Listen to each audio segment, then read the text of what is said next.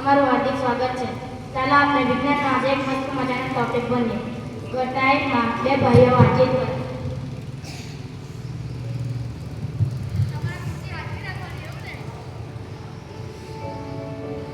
મોટા ભાઈ, તમે મને સાયકલ લઈ આપશો? એના વગર મને વિદ્યાલય જવામાં બહુ તકલીફ પડે છે અને પછી ત્યાં જઈને મને ભણવામાં મન પણ નથી લાગતું. હા, તો હું તને 2 દિવસ પછી સાયકલ લઈ આપીશ. 2 દિવસ પછી. સમજી ક્યાં ગયો? સમજી, તને ખબર છે આજે મારા મોટા ભાઈ મારા માટે નવી સાયકલ લાવવાના છે. એ તો હવે થોડી વારમાં લાવવાના જ છે. તો મારા મોટા ભાઈ આવી ગયા. ચાલો ચાલો ચાલો.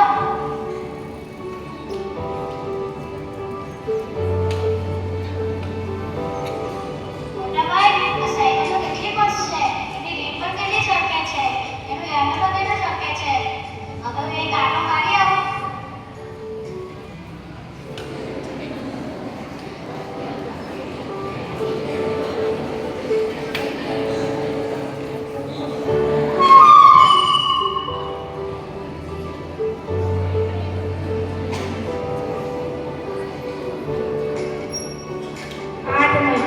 પછી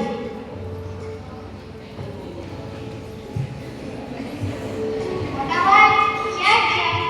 આ જોવો તો ખરા, શું થયું? આ જોવો મોટા ભાઈ, શું થયું? આ જોવો, એની રીત કેટલી કટાઈ ગઈ છે. એનું હેન્ડલ કેટલું કટાઈ ગયું છે. આ તમે કેવી સાયકલ લાવ્યા છો? હવે આનું શું થશે?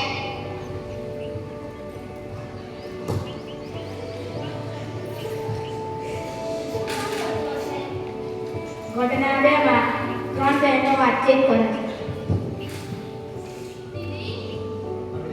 દીદી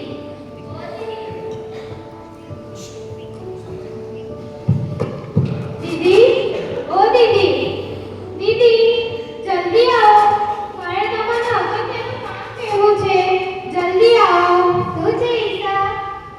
મારે તમને અગત્યનું કામ કહેવું છે. વાંચતી નથી ને વાંચવા પણ નહીં લેતી. મેં તમને કેમ વાંચવા નથી દીધી? એ બધી વાત છોડો. મારે તમને અગત્યનું કામ કહેવું છે. સેવ્યા, આને કેમ ઊભી રહી છે?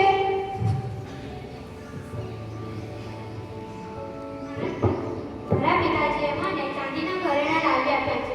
તેની ચમક તો જુઓ, કેટલી સુંદર છે. જેમ કાપમાં સ્ટીલ ચળકે છે તેવી જ રીતે મારા ઘરેણાં પણ ચળકે છે. જોને ઈશા, તારી પાસે છે આવા ઘરેણાં? વાહ, કેટલા સુંદર ઘરેણાં છે. દીદી, મારી પાસે આવા ઘરેણાં નથી. શું તમે મને લાવી આપશો? મારે આવા ઘરેણાં જોઈએ જ છે. મને લાવી જ આપો. મેં તને એના કરતાં પણ સારા ઘરેણાં લાવી આપી. સારું.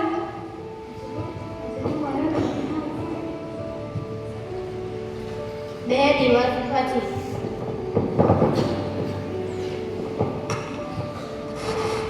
હવે છે ને, આપણે ઘરેણાં નવરાત્રિમાં પહેરીને જઈશું અને સાથે ગરબા રમીશું. ઈશા, બોલો દીદી. મેં તારા માટે ઘરેણાં લાવી છું. જો પહેરીને કેવા છે? વાહ, કેટલા સુંદર ઘરેણાં છે. આ ઘરેણાં તો મને ખૂબ જ પસંદ આવ્યા. સેવ્યા કરતાં પણ સારા ઘરેણાં છે. હા, આ તો સુંદર ઘરેણાં છે. મને બહુ જ ગમ્યા. હવે હું બધાને જઈને કહીશ કે મારા દીદી મારા માટે ઘરેણાં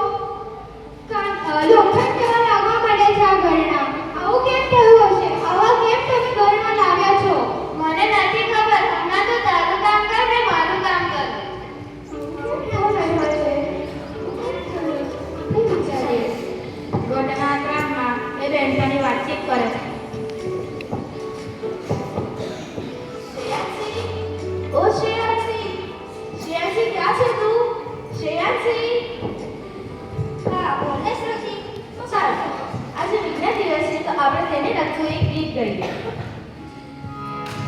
જય જવાન કી જય કિસાન કી જય હો જય વિજ્ઞાન કી જય જવાન કી જય કિસાન કી જય હો જય વિજ્ઞાન की सुविधा होगा शुरू सिलसिला विलासिता की खुशबू है सुविधा होगा शुरू सिलसिला विलासिता की खुशबू है बचत समय की और शक्ति की अब विकास का जादू है बचत समय की और शक्ति की अब विकास का जादू है नए नए उपकरण बनाए नूतन अनुसंधान की नए नए उपकरण बनाए नूतन अनुसंधान की जय जवान की जय किसान की जय हो जय विज्ञान की जय हो जय विज्ञान की. અરે આ છે તો બધું સ્ટેન્ડર્ડ પણ આ બંનેના દેખાવમાં કેટલો ફેર છે. તારું સ્ટેન્ડ જો અને મારું સ્ટેન્ડ જો. તારું સ્ટેન્ડ આવું કેમ છે? મારું સ્ટેન્ડ કેટલા સમય પહેલાનો હોવાથી તેના પર કાટ લાગી ગયો છે તેના કારણે તે આવું દેખાય છે અને તારું સ્ટેન્ડ હમણાંનો હોવાથી તે નવું અને ચળકતું દેખાય છે. થોડા સમય પછી મારું સ્ટેન્ડ પણ આવું જ થઈ જશે. શું ખબર આવું કેમ થતું હશે? શું ખબર? આ ત્રણેય ઘટનાને સમજો તે આપણાને મોહિત આપશે.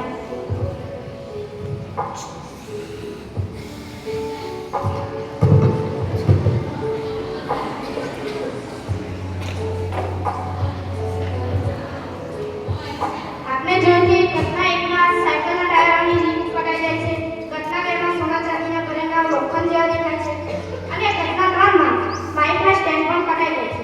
આપણે તેને સમજીશું. સૌપ્રથમ પહેલા એક નિકલ તેમાં થોડું નિશ્ચિત પાણી ઉમેરો, પછી તેમાં થોડો કોપર સલ્ફેટનો પાવડર નાખો. તેને વધુ વાહક બનાવવા માટે બંધ સલ્ફ્યુરિકના થોડા ટીપાં નાખો.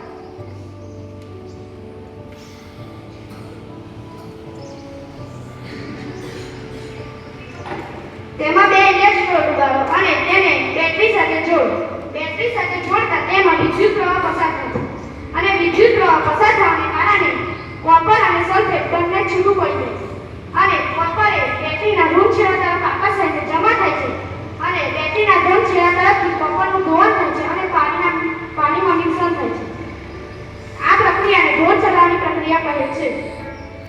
ઘટના એકમાં પણ આપણે સાયકલોના ટાયરની રીંગ તે કટાઈ જાય છે કારણ કે તેના પર ક્રોમિયમનું આવરણ આવેલું હોય છે. તે થોડા સમય પછી ઉકળી જાય છે અને તે લોખંડ જેવું દેખાય છે. ઘટના બેમાં સોના ચાંદીના ઘરેણાઓ કટાઈ જાય છે કારણ કે તેમાં પણ ચાંદીનું આવરણ આવેલું હોય છે.